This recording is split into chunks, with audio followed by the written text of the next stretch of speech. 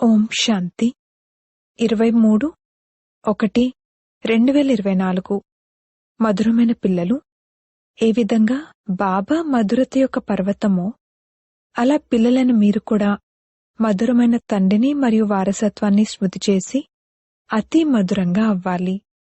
ప్రశ్న: మీరిప్పుడు ఏ విధి ద్వారా స్వయాన్ని సురక్షితంగా చేసుకుని మీ సర్వస్వాన్ని సురక్షితం చేసుకుంటారు?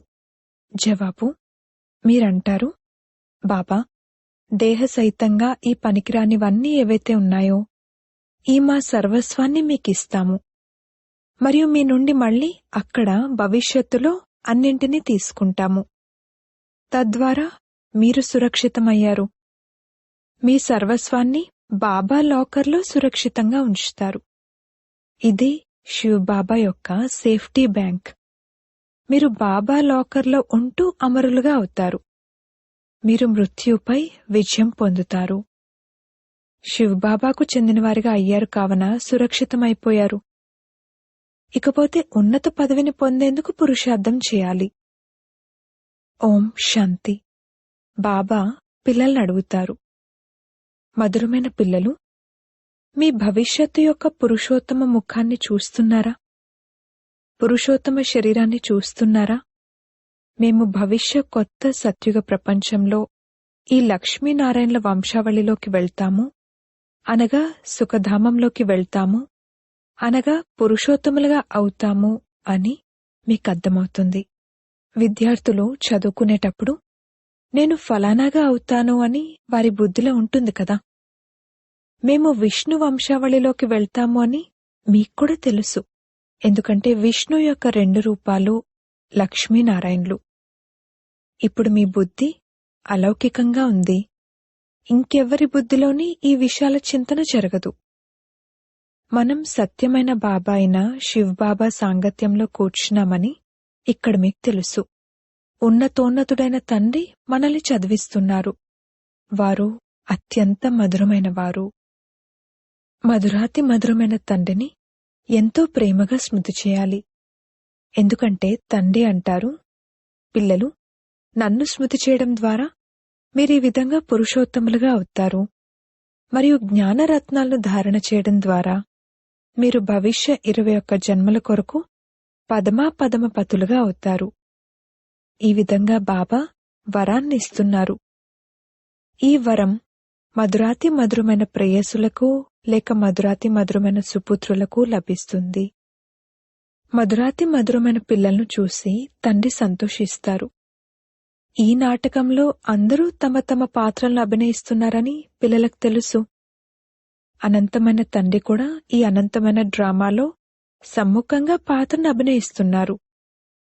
మధురమైన తండ్రి యొక్క మధురమైన పిల్లలను మీకు మధురాతి మధురమైన తండ్రి సమ్ముఖంగా కనిపిస్తున్నారు.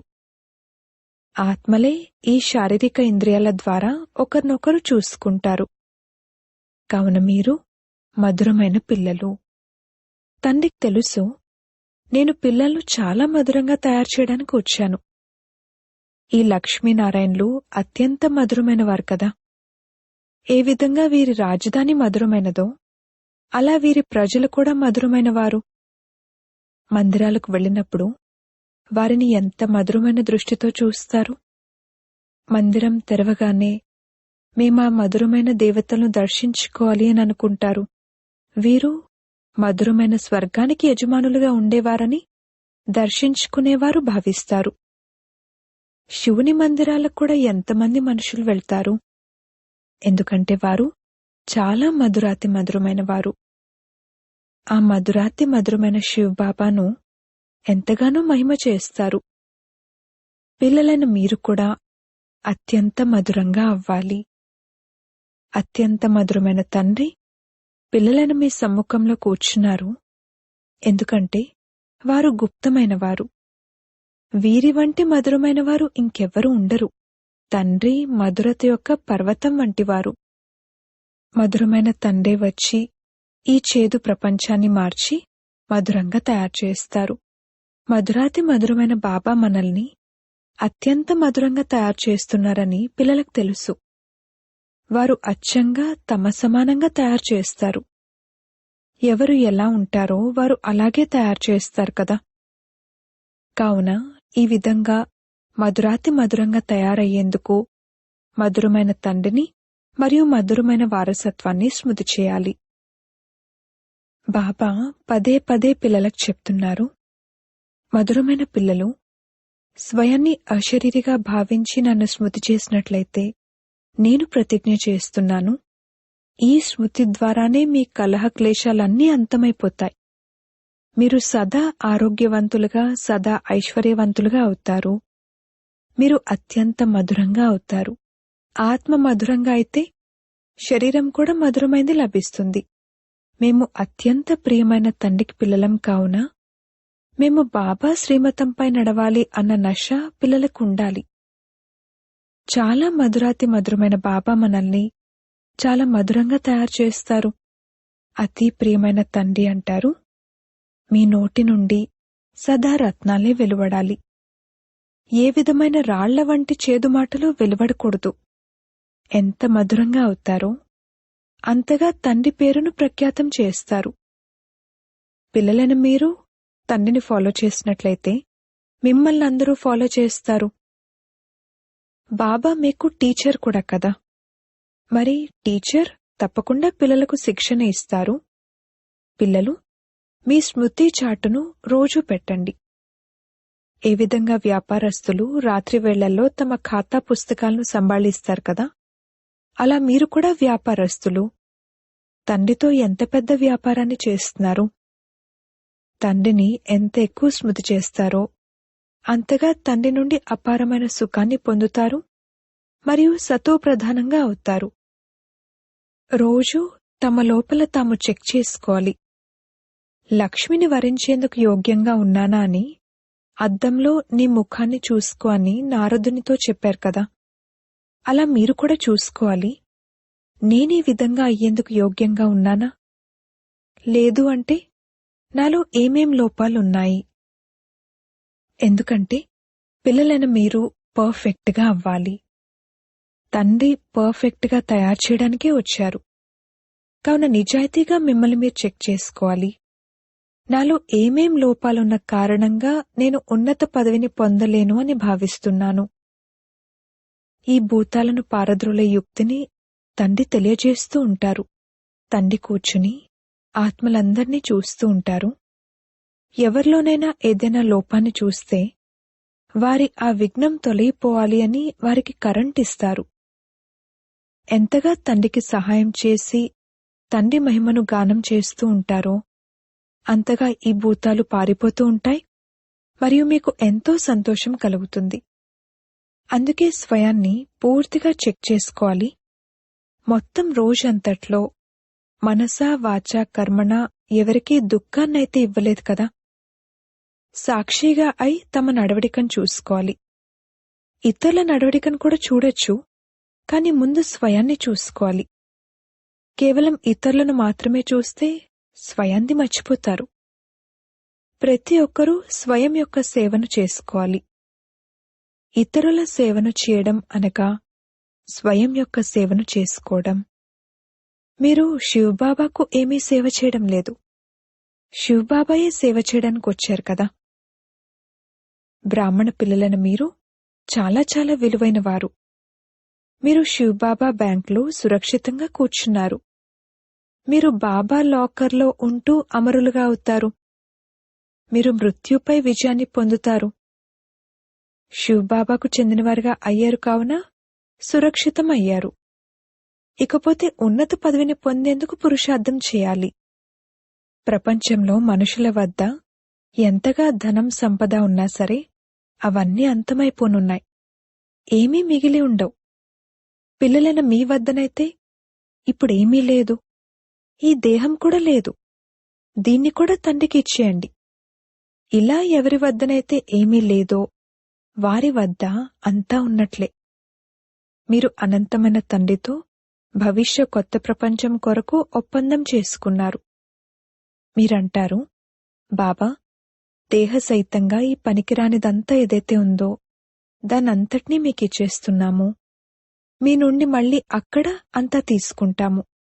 కావున మీరు సురక్షితులైనట్లు, అంతా బాబా లాకర్లో సురక్షితమైనట్లు. పిల్లలను మీలో ఎంతటి సంతోషం ఉండాలి. ఇంకా కొద్ది సమయమే మిగిలి ఉంది.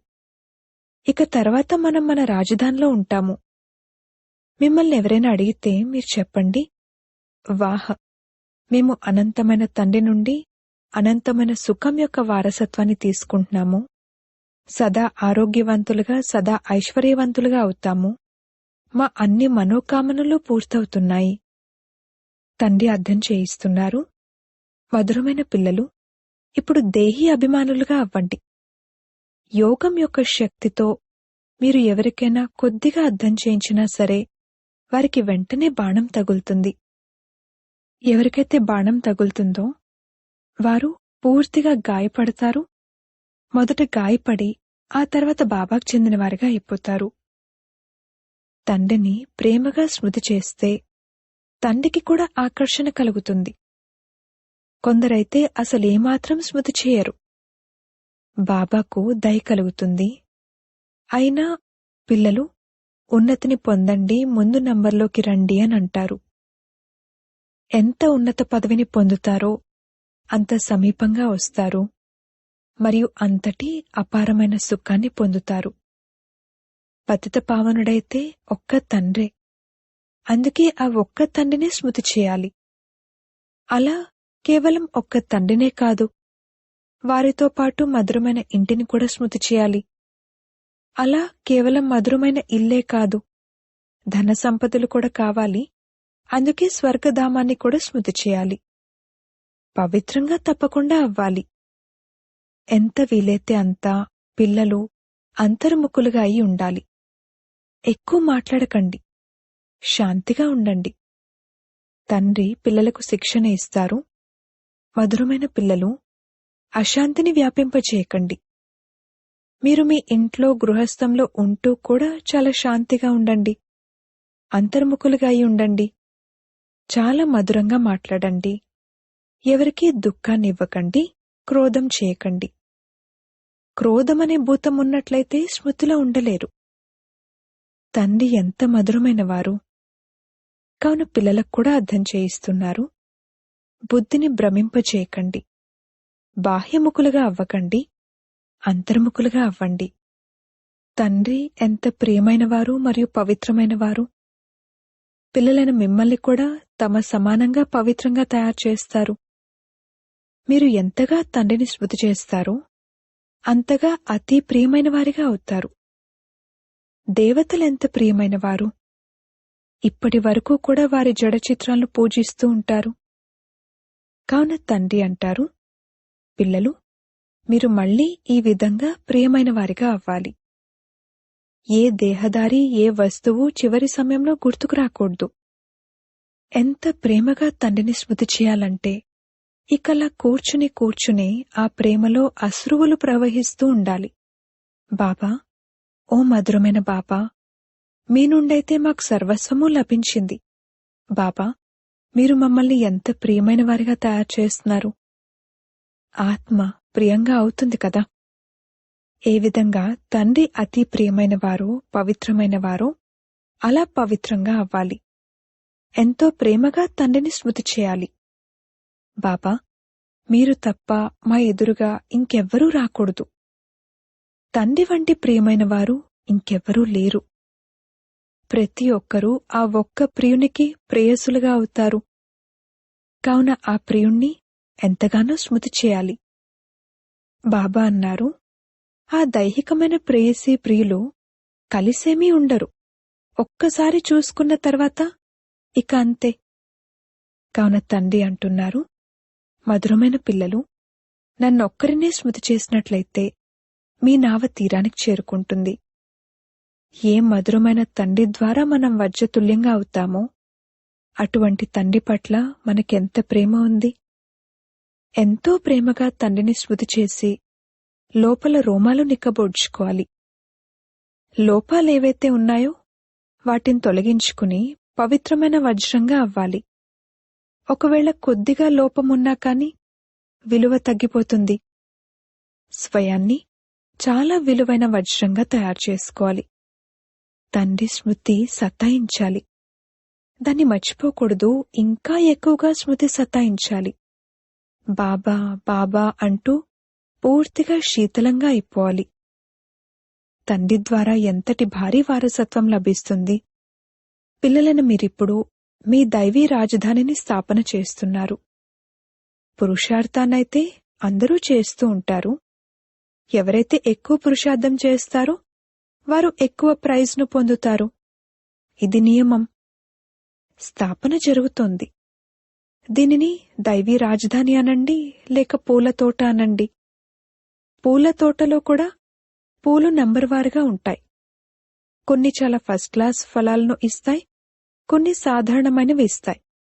ఇక్కడ కూడా అలానే ఉంటుంది. కల్పకృతం వల్లే నంబర్వార్ పురుషార్థానుసారంగా మధురంగా కూడా అవుతున్నారు. అలాగే సుగంధమయంగా కూడా అవుతున్నారు. వెరైటీ పుష్పాలున్నాయి. అనంతమైన తండ్రి ద్వారా మేం స్వర్గాధిపతులుగా అవుతున్నామని పిల్లలకు నిశ్చయం ఉంది. స్వర్గాధిపతులుగా అవ్వడంలో ఎంతో సంతోషముంటుంది. తండ్రి కూర్చుని పిల్లలను చూస్తారు. ఇంటిపై ఇంటి యజమాని దృష్టి ఉంటుంది కదా. వీరిలో ఏ ఏ గుణాలున్నాయి, ఏ ఏ అవగుణాలున్నాయని చూస్తారు. ఇది పిల్లలకు కూడా తెలుసు. అందుకే తండ్రి అంటారు, మీ లోపాలను మీరే రాసి తీసుకురండి.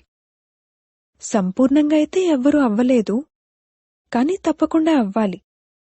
కల్పకల్పము అలా అయ్యారు. తండ్రి అర్థం చేయిస్తున్నారు, ముఖ్యమైన లోపమంతా దేహాభిమానానికి సంబంధించింది. దేహాభిమానం ఎంతో విసిగిస్తుంది, అవస్థను ముందుకు వెళ్లనివ్వదు. ఈ దేహాన్ని కూడా మర్చిపోవాలి. ఈ పాత శరీరాన్ని వదిలి వెళ్లాలి. దైవీ గుణాలను కూడా ఇక్కడే ధారణ చేసి వెళ్లాలి. అక్కడికి వెళ్లాలన్నప్పుడు మరి ఎటువంటి లోపము ఉండకూడదు. మీరు వజ్రంగా అవుతారు కదా. ఏ ఏ లోపాలున్నాయో మీకు తెలుసు కదా. ఆ వజ్రాలలో కూడా లోపాలుంటాయి, కాని వాటి నుండి ఆ లోపాలను తొలగించలేరు. ఎందుకంటే అవి జడమైనవి కదా. అందుకే వాటిని కట్ చేయాల్సి ఉంటుంది. మీరైతే చైతన్యమైన వజ్రాలు. కావున ఏ లోపాలైతే ఉన్నాయో వాటిని పూర్తిగా తొలగించుకుని లోపాలు లేనివారిగా చివరి సమయం కల్లా అవ్వాలి. ఒకవేళ లోపాలు తొలగకపోతే విలువ తగ్గిపోతుంది. మీరు చైతన్యంగా ఉన్న కారణంగా లోపాలను తొలగించుకోగలుగుతారు. అచ్చా, మధురాతి మధురమైన సిక్కిలదే పిల్లలకు మాతా పితా బాప్దాదాల ప్రియ స్మృతులు మరియు గుడ్ మార్నింగ్. ఆత్మిక పిల్లలకు ఆత్మిక తండ్రి నమస్తే. ధారణ కొరకు ముఖ్య సారము. మొదటి పాయింట్, ఎంత వీలైతే అంత అంతర్ముఖులుగా అయి శాంతిగా ఉండాలి. ఎక్కువ మాట్లాడకూడదు. అశాంతిని వ్యాపింపజేయకూడదు. చాలా మధురంగా మాట్లాడాలి. ఎవరికీ దుఃఖాన్ని ఇవ్వకూడదు. క్రోధం చేయకూడదు. బాహ్యముఖులుగా అయి బుద్ధిని భ్రమింపచేయకూడదు. రెండవ పాయింట్, పర్ఫెక్ట్గా అయ్యేందుకు నిజాయితీగా స్వయాన్ని చెక్ చేసుకోవాలి.